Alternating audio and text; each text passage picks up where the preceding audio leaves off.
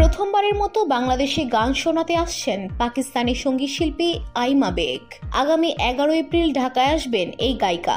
Yamaha মোটরসাইকেলসের একটি mega ইভেন্টে অংশ নেবেন। রাজধানীর সেনা প্রাঙ্গণে ওয়ান ট্রু সাউন্ড গ্র্যান্ড অনুষ্ঠানে গান শোনাবেন তিনি। ইয়ামাহা বাংলাদেশের ফেসবুক পেজে এই তথ্য নিশ্চিত করা হয়েছে। 2016 সালে পাকিস্তানি সিনেমা লাহোর সে আগেতে প্রথম প্লেব্যাকের সুযোগ পান আইমা। প্রথম সিনেমায় 3টি গানে কণ্ঠ দেন তিনি। কালাবাজ দিল গানের জন্য লাক্সটাইল অ্যাওয়ার্ড এবং গ্যালাক্সি ললিউড অ্যাওয়ার্ডে সেরা গায়িকার পুরস্কার পান এই গায়িকা।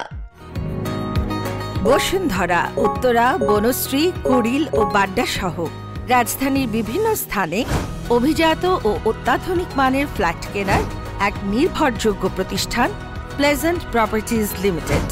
তাই আপনার স্বপ্নের আবাসনের জন্য আজই যোগাযোগ করুন। Pleasant properties limited, where destiny matches eventually।